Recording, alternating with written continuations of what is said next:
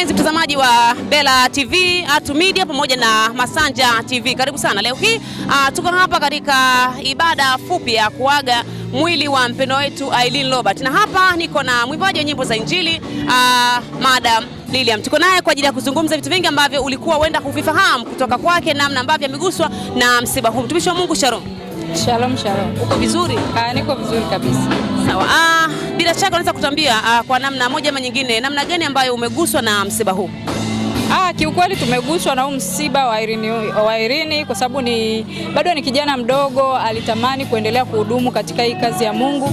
Lakini kwa bahati mbaya ametokea yaliyotokea. Tunamshukuru Mungu. Ila tunatakiwa tuyatengeneze kila kitu ili tusonge mbele kwenye huduma, tusirudi nyuma kuangalia yale yaliyotokea, isipokuwa tuendelee kumtukuza Mungu kwenye safari hii ya maisha yetu ya sasa.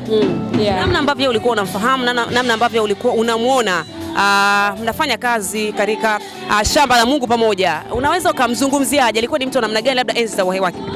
Kiukweli mimi Irene simfahamu sana, lakini ni mtu ambaye namuona anahudumu na ananibariki. Kama ananibariki, naamini anawabariki wengi. Kwa hiyo simjui kwa undani sana, isipokuwa tumekuja tu kumwaga ndugu yetu kwa sababu ni familia katika Kristo. Kwa hiyo tumeona tuje tuungane pamoja ili tumpe heshima yake ya mwisho kama mwimbaji na mtumishi wa Bwana. Amina.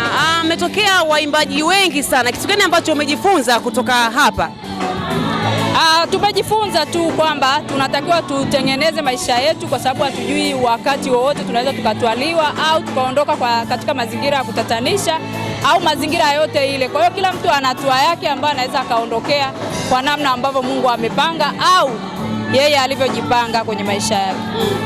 Sawa, neno lolote kwa ndugu jamaa na marafiki? Tuendelee kumcha Mungu. Tuendelee kumcha Mungu, maisha yamekuwa mafupi. Tunaoondoka ni vijana, wazee wanabaki. Ni vitu vya kujiuliza pia kwenye maisha yetu. Kwa nini vijana sisi? Kwa hiyo tunatakiwa tuchukue hili, tufanyie kazi na tuendelee kuchunguza maisha yetu kama vijana. Kwa nini sisi tunaondoka na wazee wanabaki? Nini kinatokea kwa vijana? Nini kinatakiwa tufanye kwa vijana kama vijana? Kwa hiyo mimi nafikiri kwenye ujana pia naendelea kuvuka huko, lakini kwa vijana ambao wako nyuma, kwa sababu hata ukiangalia Irene bado mdogo sana, ni kijana mdogo mno.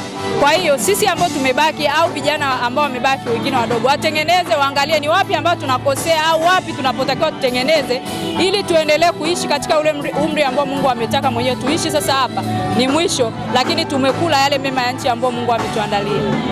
Asante sana. Asante sana.